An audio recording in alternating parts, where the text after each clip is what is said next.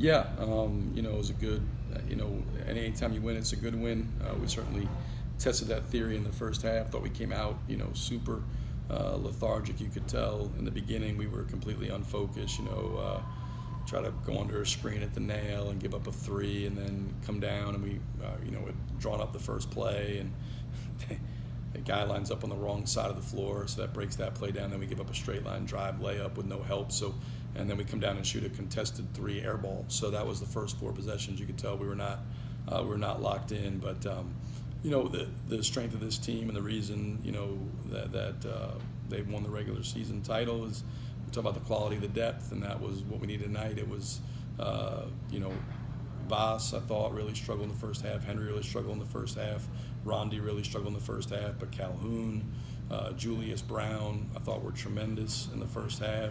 Dalling made a big three, made a couple threes in the game. Our bench depth, I thought Jeremiah Keene gave us some good minutes in the first half. And, it kind of continued on. I thought, Devin, Julius, and Cam Calhoun kind of carried the way there. And then the second half, I thought we played much better, 56 points.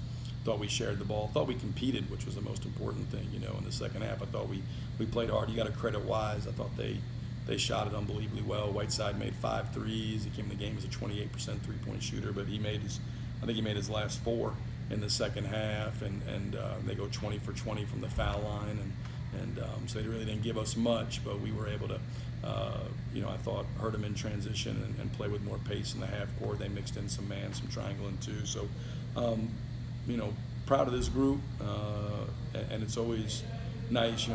That's always a goal every year. Is to try to compete for, a championship in this league.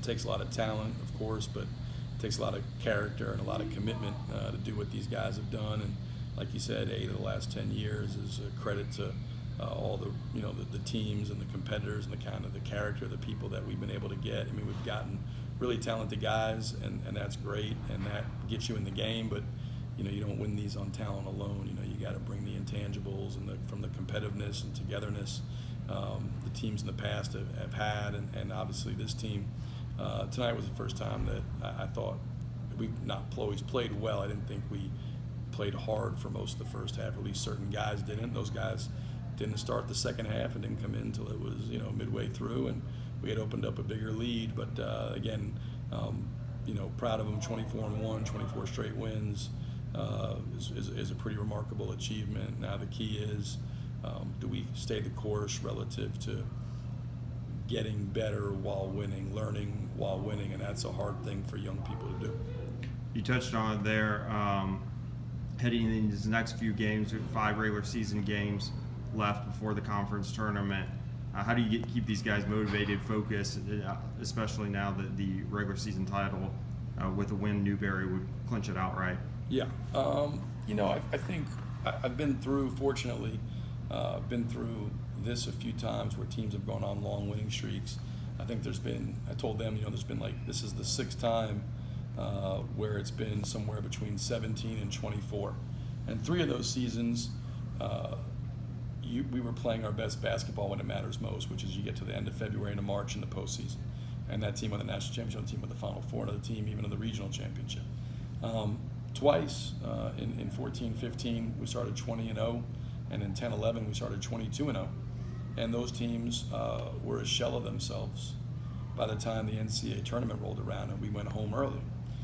Both times in difficult fashion. At home we got, in 14-15 we got embarrassed in the conference tournament championship, and then I think Mount Olive was up on us 28-5 with 5 minutes to go in the first half at home in the NCAA tournament, in a game we hosted. So that being said, I've seen it go both ways. The key is, are we playing to our standard on a day-to-day basis? Are we preparing daily with a purpose, getting ready to play, playing to our standards, and then trying to be the best we can and hit our ceiling and be peaking as we get towards the postseason? And that's the challenge, and that's where these guys' focus have to be. It's the championship's great, but I think everybody in that locker room has bigger ambitions and bigger goals and than just winning a regular season championship. It's awesome, not knocking it at all, but you know, we all have bigger goals and ambitions, and they're capable of doing it